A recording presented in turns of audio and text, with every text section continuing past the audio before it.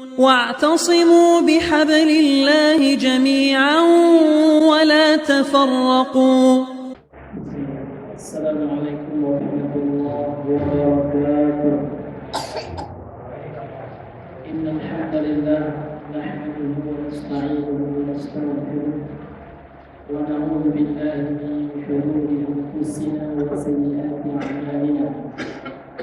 من يهده الله فلا مضل له ومن يضلل فلا هادي له. أشهد أن لا إله إلا الله وحده لا شريك له وأشهد أن محمدا عبده ورسوله.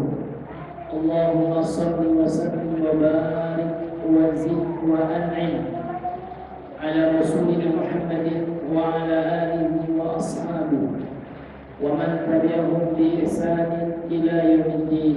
قال الله تعالى في القرآن الكريم: يا أيها الذين آمنوا اتقوا الله حق تقاته ولا تموتن إلا وأنتم مسلمون. أما بعد فإن أصدق الحديث كتاب الله وخير الهدى هدى محمد صلى الله عليه وسلم وشر الأمور محدثاتها وكل محدثة بدعة وكل بدعة ضلالة وكل ضلالة في النار. نسأل الله السلامة والعافية. Ma'asyiral muslimin, ikhwani wa akhwati fillah, jamaah salat maghrib rahimani wa rahimakumullah. Marilah kita kembali bersyukur kepada Allah Subhanahu wa taala dengan memperbanyak mengucapkan hamdalah alhamdulillahirabbil alamin, karena Allah Subhanahu wa taala sampai detik ini di malam hari ini tetap mencurahkan nikmat yang banyak kepada kita, sehingga dengan nikmat tersebut kita masih bisa hidup dalam naungan Islam dan masih bisa dengan izin Allah melaksanakan ibadah yang antaranya mengerjakan sholat maghrib tadi berjamaah. Ketahuilah itu semua adalah hidayah dari Allah Subhanahu wa taala. La haula wa la quwwata illa billah. Tidak ada daya dan upaya, tidak ada kekuatan dari pribadi kita sendiri, tidak. Dan semua kekuatan itu berasal dari Allah. Maka untuk itu Pak, ada satu konsep yang harus kita paham, bahwasanya kita bisa beribadah kepada Allah, maka semua kekuatan itu datang dari Allah. Apa yang kita dapatkan hari ini berupa ilmu, maka ilmu itu datang dari Allah. Harta datang dari Allah. Jangan seperti Qarun. Disebutkan dalam riwayat yang sahih, hafal Taurat. Qarun itu ahli Taurat, hidup di masa Nabi Musa dengan orang saleh. Namun ketika diuji dengan harta oleh Allah, Qarun merasa harta itu dia dapatkan dengan hasil usahanya. Dia lupa dengan takdir Allah Subhanahu wa taala, sehingga dia mengatakan inna ma'utitu, ya sesungguhnya aku diberikan harta itu berdasarkan ilmuku, berdasarkan kemampuanku. Itu hanya menyebabkan Qarun tersesat, Qarun menyimpang, bahkan hartanya tidak berguna sama sekali untuk dunia dan akhirat. Jadi jangan kita menyaingi Qarun, Pak. Nggak ada apa-apanya harta kita. Kalau karena harta kita sombong, maka sungguh harta kita tidak ada secuil atau seujung punya hartanya Qarun. Sehingga harta Qarun, Pak, setiap orang nemu emas di tanah ayam, ini harta Qarun. Dinisbatkan kepada Qarun saking banyaknya hartanya. Namun hartanya tidak ada manfaat sama sekali ketika dia lupa kepada Sang Pencipta, lupa dengan Allah Subhanahu wa taala. Dia menyangka rezeki itu datang dari usahanya. Uang itu karena hebatnya dia. Maka jangan pernah kita meyakini, Pak, ya, bahwasanya harta kita itu datang dari usaha kita. Itu hanya perantara saja. Namun hakikatnya yang memberi harta itu, yang menitipkan harta itu sebab Allah Subhanahu wa taala. Oleh sebab itu dia tunaikan hak harta tersebut, yaitu kewajiban kita. Kalau sudah mencapai satu nisabnya, maka mari kita keluarkan zakatnya. Kalau seandainya sudah 1 tahun, kemudian mari kita berlomba-lomba dalam sedekah. Kalau nggak ada harta, minimal senyum, ya. Karena senyum ini Pak sedekah yang gratis. Jangan pelit sekali Pak ya. Iya. Sudahlah kurang duit Pak, senyum pun kurang. Nah ini kan ya sengsaranya 2 kali lipat Pak ya.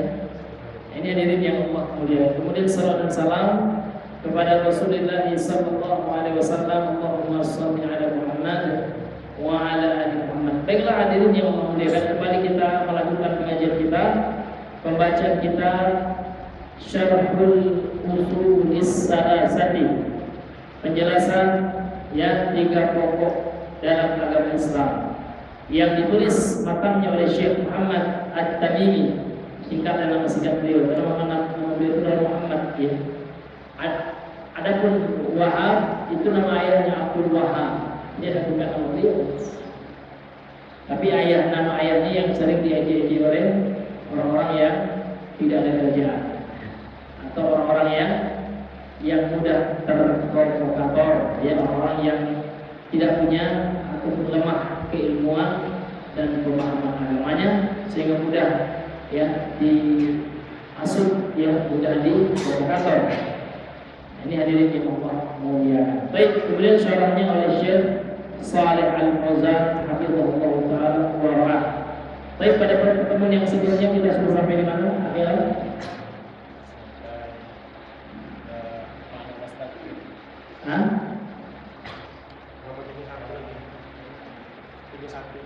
Ar-Risalah Tsaniyah sudah. Yang mana lagi? Iya, baik Pak ya. Baca lagi kan? Dibacakan. Oh.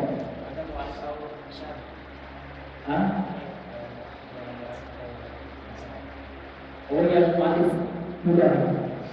Iya. Setelah itu baru syarah, kecuali batasan terakhirnya dari pensyarah. Ya, batasan kemarin sampai mana? Ya sekarang Pak baru ya. Ya. Ya, wala mu'alifina. Silakan lagi ya. Bismillah.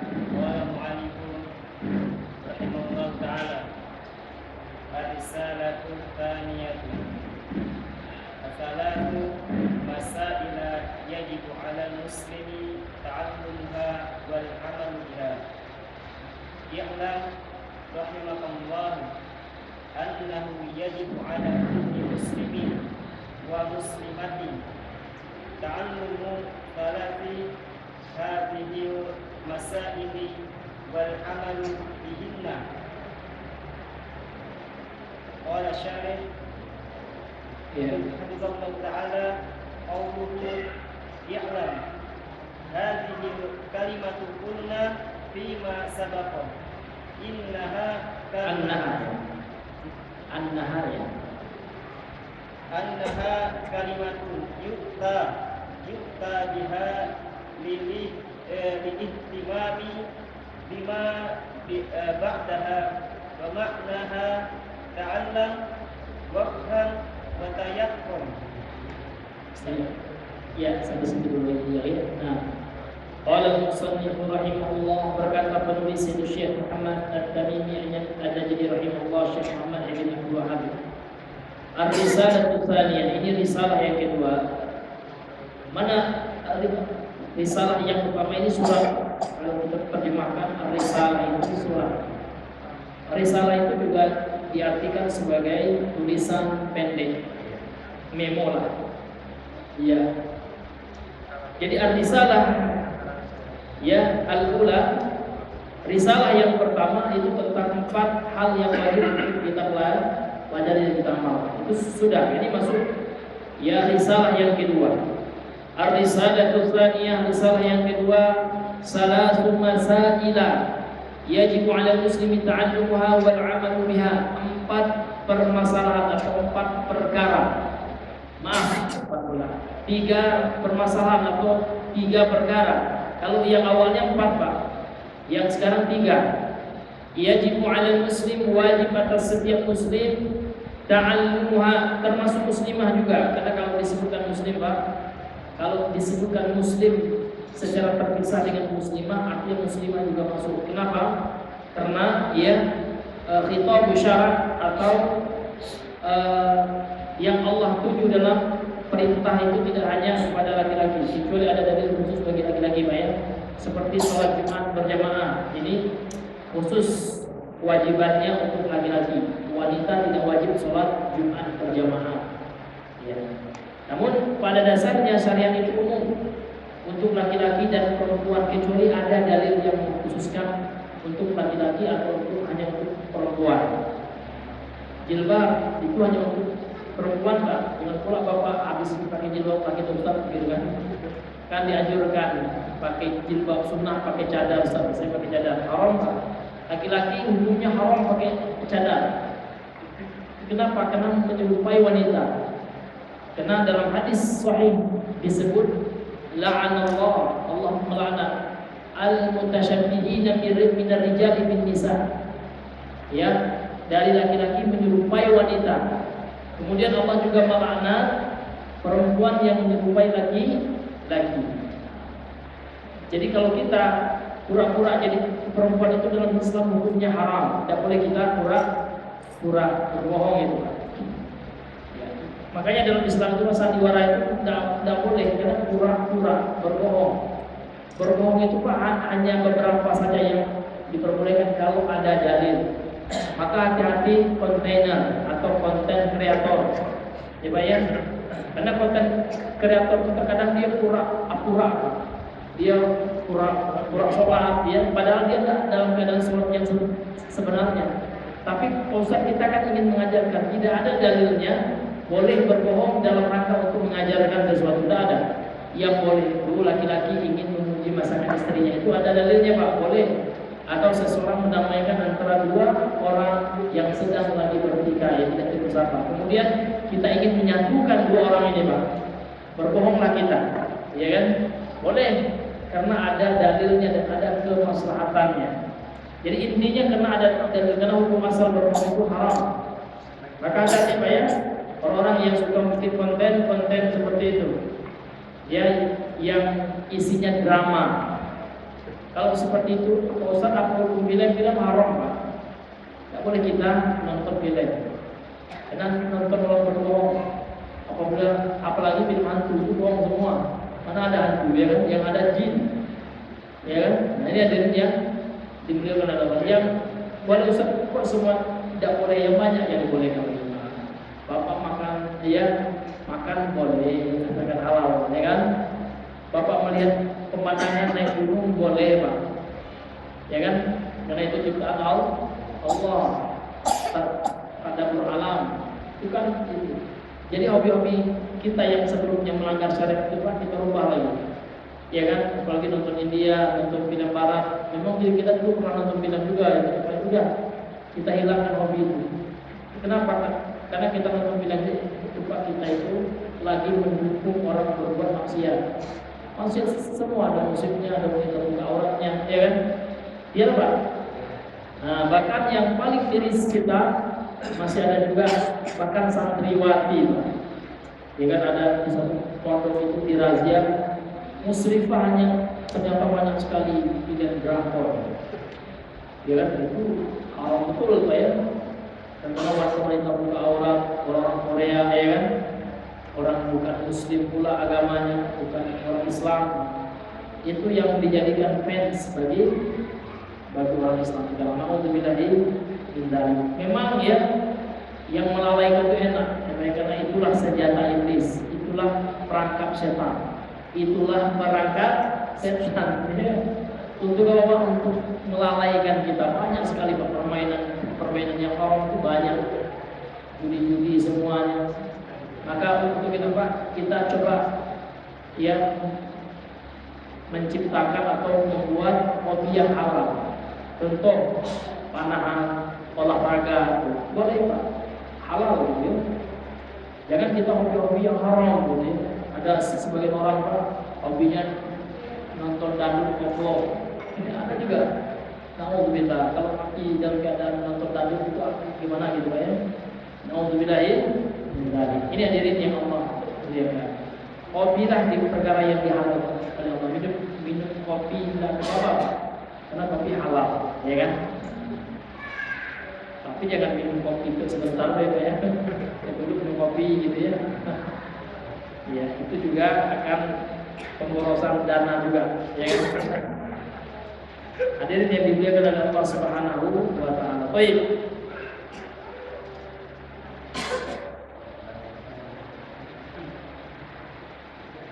Kemudian jadi ada 3 perkara yang diwajibkan atas seorang muslim termasuk muslimah mempelajari dan mengamalkannya. Kemudian kata beliau, "I'lam rahimakallah," ketahuilah semoga Allah merahmatimu. Wa qawluhu annahu yajibu ala kulli muslimin wa muslimatin ya ta'allumu hadhil masaili as-salasi. Sesungguhnya wajib atas setiap muslim dan muslimah mempelajari 3 permasalahan ini. Wal amalu bihinna, dan mengamalkannya. Jadi apa yang 3 itu Pak? Nanti akan kita terangkan lanjutan dari perkataan Syekh Muhammad At-Tamimi di sini. Kemudian Syekh Shalih Al-Fauzan berkata dalam syarahnya, kata-kata i'lam qauluhu asyarhu ya, penjelasan qauluhu ucapan penulis i'lam itu Pak kalau dalam sisi bahasa itu fi'il apa? Fi'il amr, ya perintah. I'lam, ketahuilah, ilmuilah. Sehingga ada di sini makna tersirat yaitu pelajarilah. Ya. Karena orang tidak akan bisa berilmu tanpa belajar. Itu kaidah apa? Itu kaidah Nabi. Ya, diambil dari sabda Nabi, innamal ilmu bitta'allum. Hadisnya riwayat Imam At-Tirmidzi dan lain hadisnya sahih ya. Sesungguhnya hanya saja ilmu itu bisa didapat dengan dipelajari ya. Ilmu dalam agama didapat dengan dipelajari. Tidak ada ilmu itu Pak dengan kekuatan batin. Ayo saya transfer, ada. Itu semua adalah khurafat, kesyirikan, tahayul. Tidak ada dalam Islam yang seperti itu. Atau dengan semedi. Adapun ilmu Rasulullah itu namanya ilmu langsung Pak, wahyu. Bedanya Nabi dengan kita, kalau Nabi memang Allah kasih tahu melalui perantara malaikat Jibril langsung dari sisi Allah. Maksudnya langsung Allah pahamkan tanpa proses belajar. Itu khusus para nabi Pak. Tapi kalau kita, Nabi telah mengatakan innamal ilmu bitta'allum wa innamal fiqhu bittafaqquh. Sesungguhnya ilmu itu hanya bisa diperoleh dengan dipelajari. Fikih itu bisa dipahami dengan tafaqquh itu belajar fikih. Nah, ini hadirin yang Allah terima. Sedang belajar saja Pak, terkadang kita tak paham juga. Sekali belajar habis kitab tak paham juga untuk bisa kita menerangkan kepada orang lain. Belajar yang kedua, masuklah agak beberapa persen ya kan. Belajar yang ketiga, berkali-kali kita baru terkadang paham soal cabang ilmu itu. Bahkan ada ulama Pak, coba Pak, Bapak beli buku sudah ada terjemahannya, gila baca ala ulama itu. Ya kan judulnya, gila baca ala ulama itu luar biasa. Jadi ulama terdahulu itu dalam belajar membaca satu buku itu terkadang ribuan kali. Iya, supaya mereka betul-betul paham terhadap isi buku itu.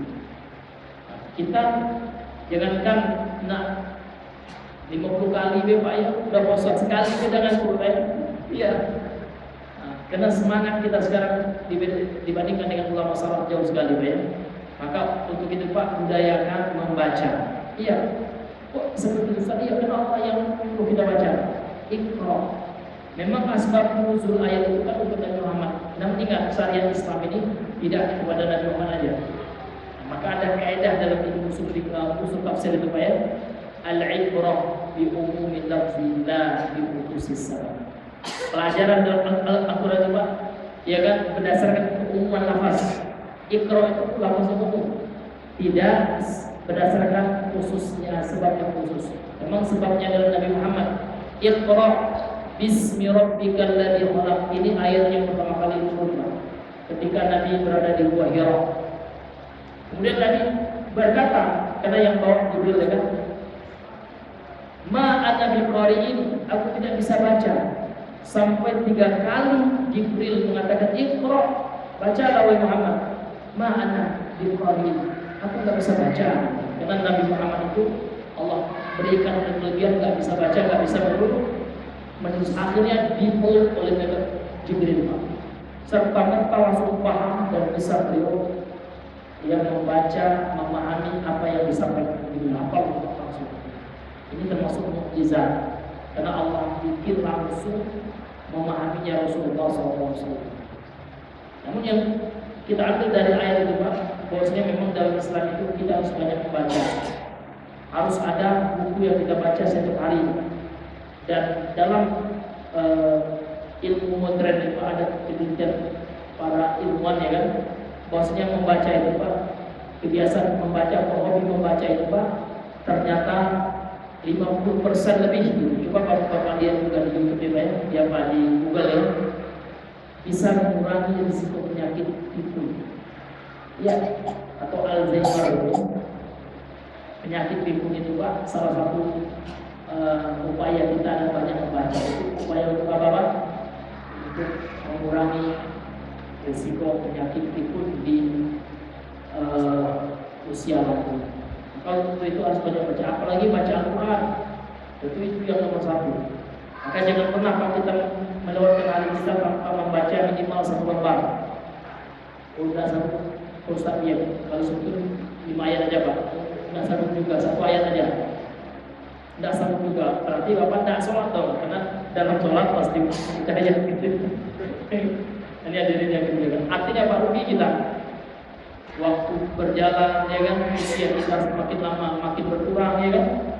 Sementara kita tidak mentargetkan yang membaca Al-Quran, ya.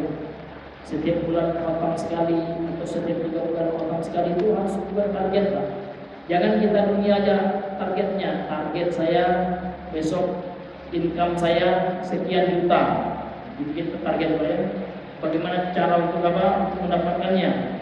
Ada strateginya kan, ada approach-nya, ada indikatornya, ada indikasi apa macam lah, Pak, ya. Namun untuk agama kenapa tidak ada strategi kita, ya kan? Sibuk dunia saja. Ini hadirin yang Allah berikan, hendaknya kita bikin target, Pak. Bahkan kalau bisa Bapak sekalian tulis jadwal kegiatan kita mulai dari kita tidur lagi. Jam sekian kita ngapain, jam sekian ngapain, itu lebih bagus, Pak. Jadi kehidupan kita, waktu kita lebih termanage, ya kan? Banyakkan jadwal baca Al-Qurannya, belajar agamanya, Pak. Ibadahnya, jam sekian sholat duha, jam sekian baca Al-Quran 1 juz, ya kan? Itu luar biasa, Pak. Kalau seperti itu, insya Allah hidup kita akan diberkahi oleh Allah Subhanahu wa Ta'ala. Tapi kalau hidup kita sia-sia habis nak mota, ya kan? Iya, ada teman dari subuh sampai asar mota, ya kan? Iya, tidak terbaca Al-Quran agak salah, ya. Atau nengok HP, ya.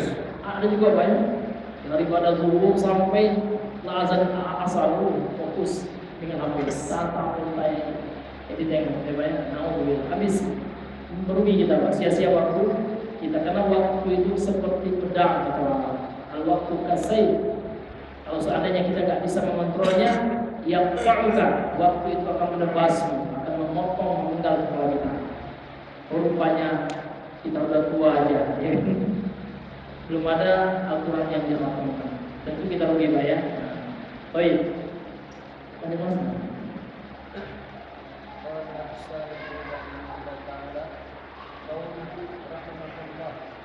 هذا دعاء لك بالرحمة، وهذا أيضا كما سبق بأن المعلم ينبغي أن يتلطف مع المتعلم وأن يدعو له ويرغبه وأن يدعو له وأن يدعو له ويرغبه، فإن هذا من أعظم وسائل التعليم، ولا ينبغي له أن يقابل المتعلم المتعلمة أن يقابل المتعلم بالقسوة والشدة والعلم، لأن هذا ينفر عن العلم. ثم هذا أيضا يدل على النصح من الشيخ رحمه الله وأنه يريد النصيحة والمنفعة والتوجيه السديد.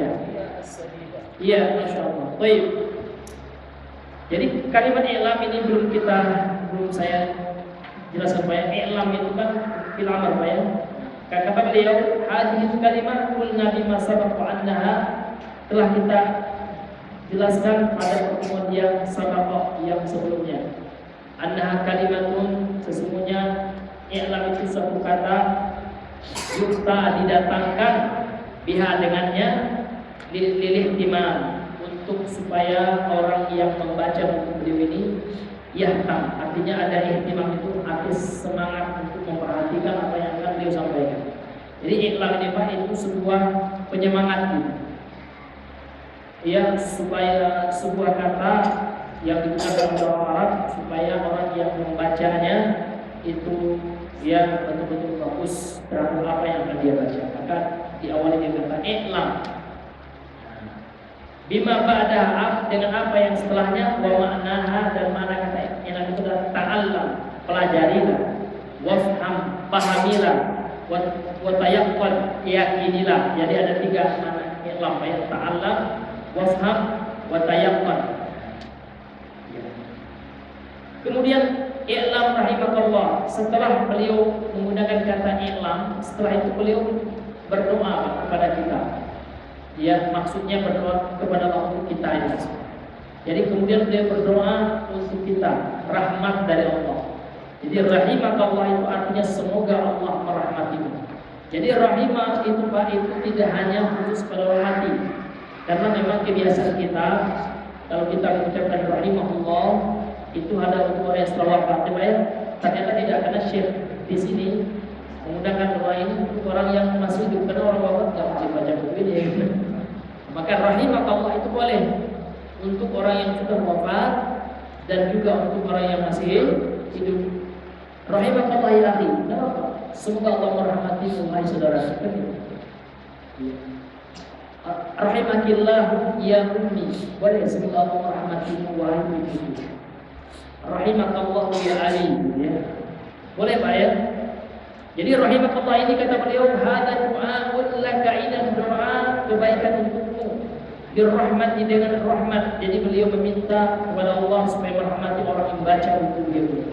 Wa hada aidan kama sabaqa, dan ini juga telah berlalu penjelasannya fi annal mu'allima, di dalam bahwasanya pengajar atau guru ya, yang bagi seharusnya, ini adab ya. Ini beliau ingin mengajarkan adab kepada kita, etika ya, terutama bagi seorang pengajar, karena beliau sekarang kan posisinya sebagai pengajar. Maka seorang pengajar itu, kata Syekh Shalih Al-Fauzan, annal mu'allimah, sebutnya seorang pengajar itu yang bagi an yatalattafa, seharusnya dia bersikap lembut ma'al muta'allimi, ya, bersama ya muridnya atau bersama orang yang belajar dengannya. Nggak boleh seorang guru atau ustaz yang sombong Pak, dia kan, dia nggak akan menyapa orang, saya kan ustaz, dia yang menyapa saya, dia yang mengucapkan salam duluan. Tidak ada seperti itu. Mengucapkan salam itu punya apa Pak? Sunnah. Sementara sunnah itu kita disuruh oleh Allah untuk berlomba-lomba mengamalkannya. Apa kata Allah? Fastabiqul khairat, berlomba-lombalah kalian ke kebaikan. Mengucapkan salam baik, dapat baik, maka kita berlomba. Seharusnya kalau bisa kita yang duluan gitu kan. Fastabiqul khairat kata Allah. Jadi tidak boleh sombong. Karena sombong dengan ilmu Pak, ini kata ulama kita Imam Ibnu Qayyim, sering saya sampaikan ucapan beliau ya, itu lebih besar dosanya, lebih buruk keadaannya ketimbang sombong dengan harta. Kan ada dua orang, yang satu sombong Pak, yang satu sombong juga. Yang satu sombong karena punya Lamborghini, apa mobilnya, dia seperti saya, Lamborghini Pak, harganya 4M nih. Kamu ini ya motornya gitu ya, itu sombong. Tiba yang satunya, kalian ini bodoh semua. Jadi saya ustaz, kalian ini siapa? Mau di mana? Kalian tak ada bodoh lah, gitu tak ngomong kan. Maka kata ulama kiri kita Pak, yang sombong dengan ilmu itu lebih buruk keadaan. ya kan, daripada orang yang sombong dengan harta.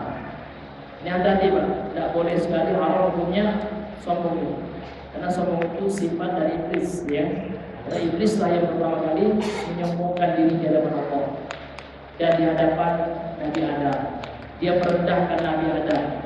Dia underestimate dengan Nabi Adam. Dibilangnya api itu lebih baik daripada tanah. Dia tidak mau sujud kepada Nabi Adam. Dia mengatakan, qala ana khairun minhu. Aku lebih baik ya Allah daripada Adam itu. Allah kata minna, aku diciptakan aku ya Allah dari bahan bakar api, sementara Adam dari tanah. Jadi iblis sombong, ya. Nauzubillah, sehingga karena kesombongannya itu Pak, iblis dilaknat oleh Allah.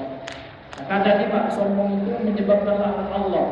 Maka sombong itu ada dua cirinya. Yang pertama batarul haq, menolak kebenaran. Iblis sombong. Kenapa? Karena menolak kebenaran dari Allah. Allah memerintahkan sujud. Perintah Allah itu kebenaran.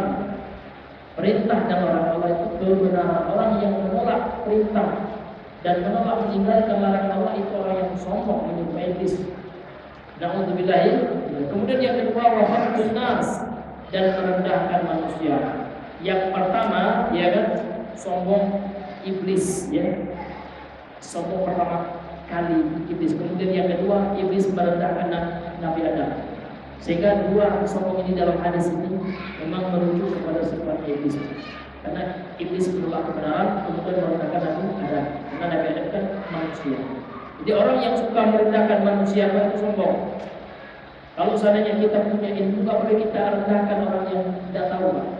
Kita ajarkan, kita bimbing, ya kan? Iya. Misalkan kita baca Al-Quran yang lebih bagus, Pak. Ada imamnya lebih panjang, langsung kita bentak ya, kamu goblok banget baca Al-Quran itu salah. Tidak boleh, itu yang sombong itu, Pak. Tapi orang yang tidak sombong, Pak, memahaminya gitu ya, bagus dia, bahasanya bagus, tulus, ya kan? Dia tidak menasihatinya depan umum, ya kan? Tidak depan orang langsung disoranya, bapak ini Pak, tidak seperti itu. Tapi dia temui Pak Imam, Pak Imam, ya kan? Ya. Saya tadi Pak, saya lihat dengan ilmu saya tidak banyak. Pak saya lihat tadi Pak baca salah ya Pak. Maksudnya orang itu dia misalnya seperti Pak, di bawah Pak Imam itu. Kita depannya coba ya dipelajari dulu tafsir Al-Quran yang baik. Karena memang untuk menjadi imam itu ada syaratnya ya, ada persyaratannya. Di antaranya adalah ya, bacaannya bagus, ya, fasih bacaannya dari sisi kemudian ya tahsin tadi ya Pak, makhrajnya, sifat hurufnya, penyebutannya, pendeknya itu harus benar. Itu Pak dinasihati dengan baik. Kalau orang yang sombong tak baik, dia langsung masuk ya Pak. Mungkin dia merasa bangga, terusnya dia lebih hebat daripada orang. Namun tidak jauhi sifat yang seperti itu hadirin yang Allah muliakan. Baik, sampai di mana Pak? Iya. Iya. Kemudian adab seorang yang muallim atau guru Pak bersikap lembut, ya kan? Kemudian yang kedua al-yad'alahu, mendoakan kebaikan bagi muridnya. Nah, itu. Jadi guru itu harus mendoakan muridnya. Ada muridnya nggak paham, doakan ya Allah berikan pemahaman bagi muridku ini. Sebagaimana Allah mendoakan Ibnu Abbas, ya Allahumma faqihhu fid-din wa 'allimhu ta'wila.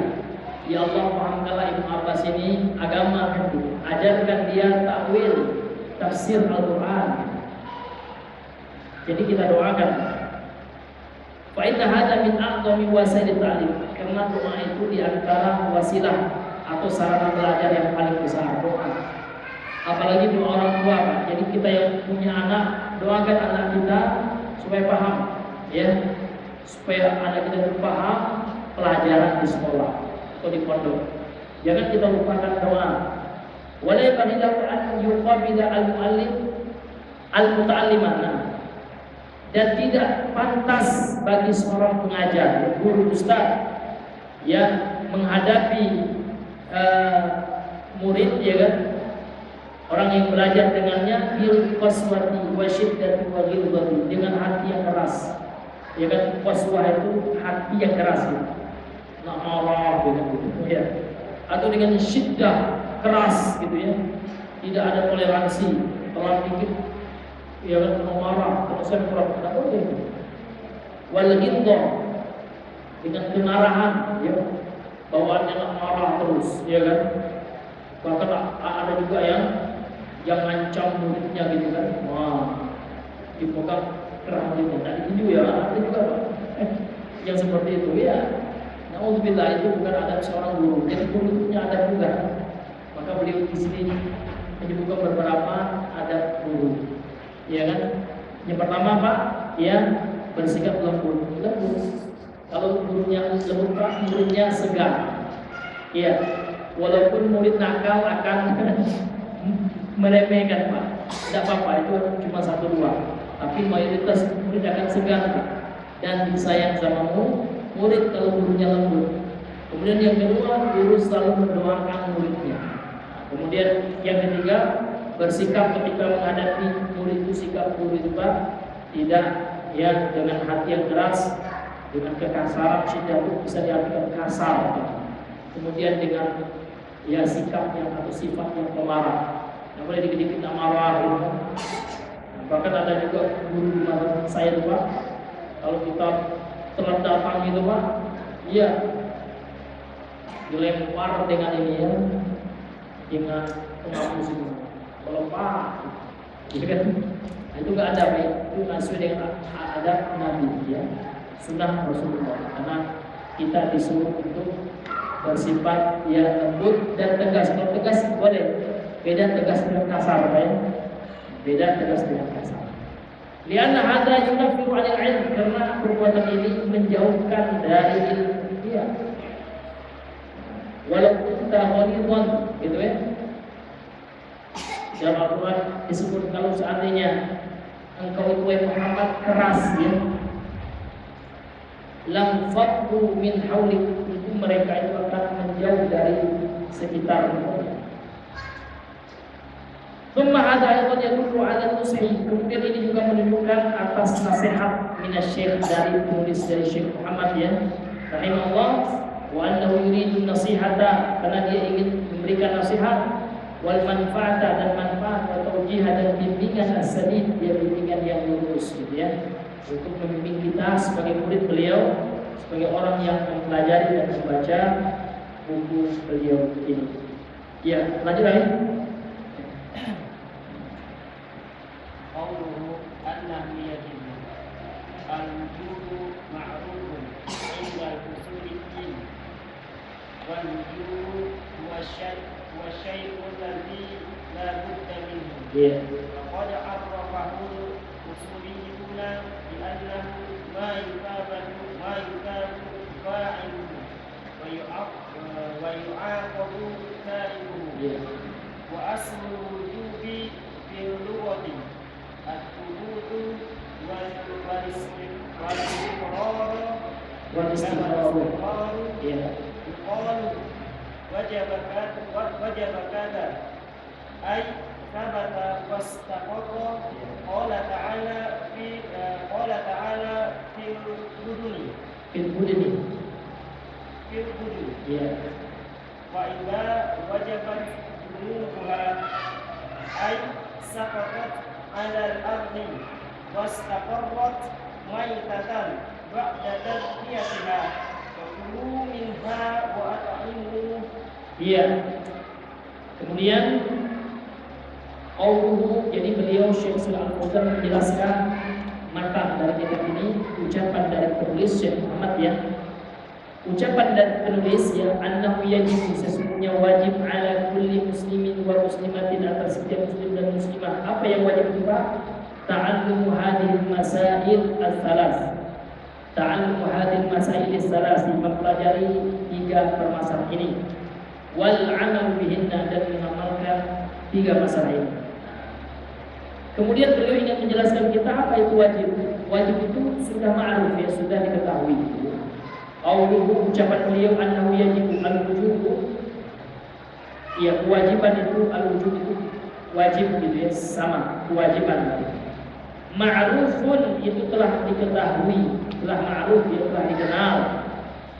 Indal usuliyin, ya, menurut para ulama usul, itu usul fikih.